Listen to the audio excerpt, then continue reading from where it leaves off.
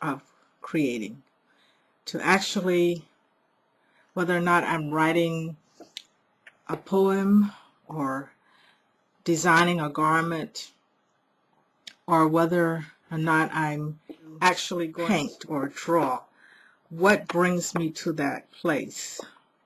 It is not so very easy to say, because I think I carry it around with me for weeks, sometimes months, sometimes hours, sometimes years. What is it that I carry around is that sense of needing to express a word, needing to express a dance, needing to express an emotion, or to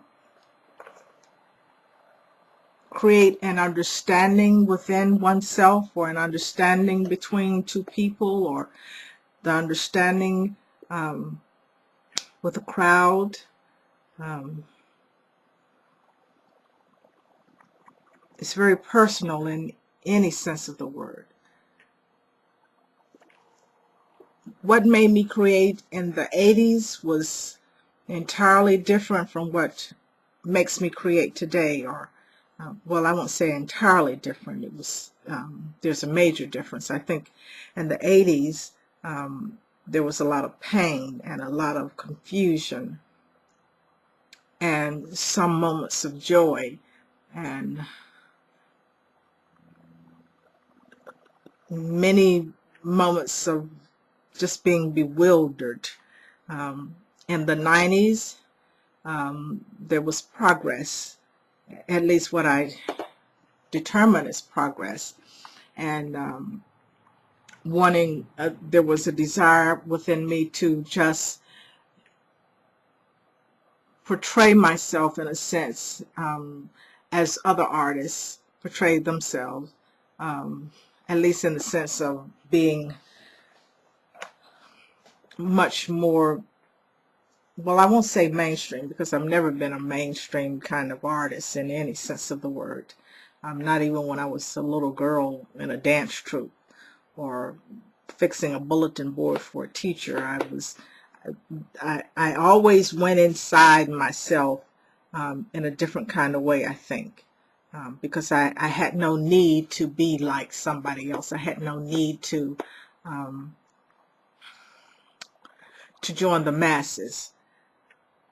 So what do I mean by, I guess I kind of wanted to fit in, so I tried to draw flowers. I tried to draw studio designs. I tried to be much more palpable for the art galleries. But in most cases, I was not either black enough or white enough, or I wasn't. I was too tribal, and I remain tribal. That's just who I am.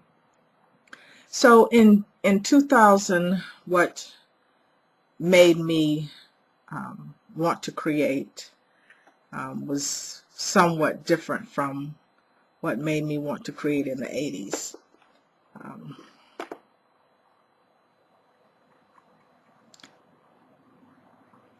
I just had a sense that I know what I'm doing and I'm going to do it. And like it or not, it is going to be a true picture of who I am and what I'm feeling.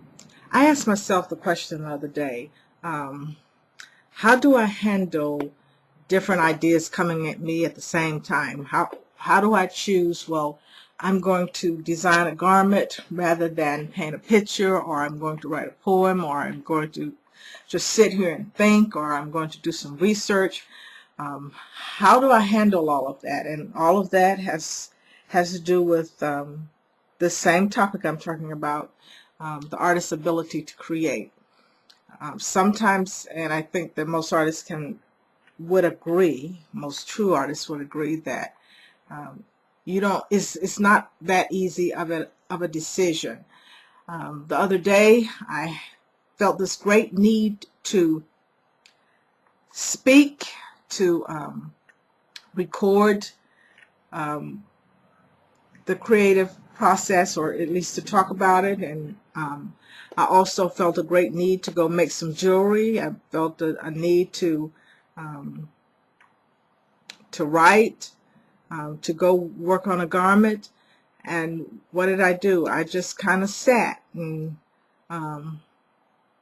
just looked and thought, and sat and looked and thought, and slept and woke up, ate a little bit, sat and looked and thought and researched, smiled and played with my kitties and talked to my husband and ate ice cream. And here I am now. So what did I accomplish? What did I accomplish? I accomplished the creative process. I accomplished the art of being a self-satisfied artist. I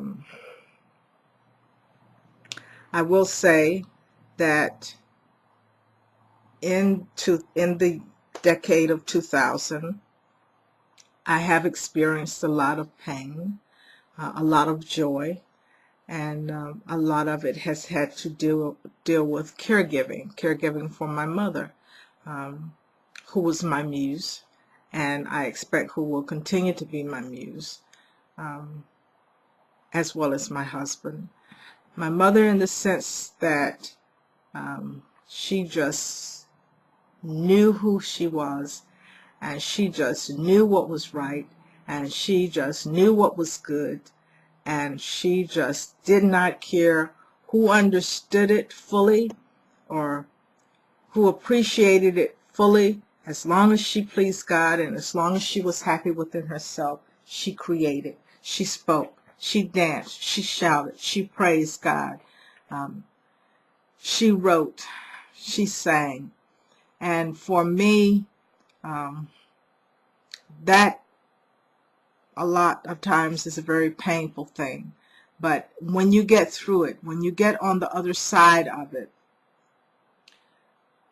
you want the world to see it. You want the world to see who you have become. You want the world to see your art. And if the world can take it, good. If the world cannot, then let's just move along.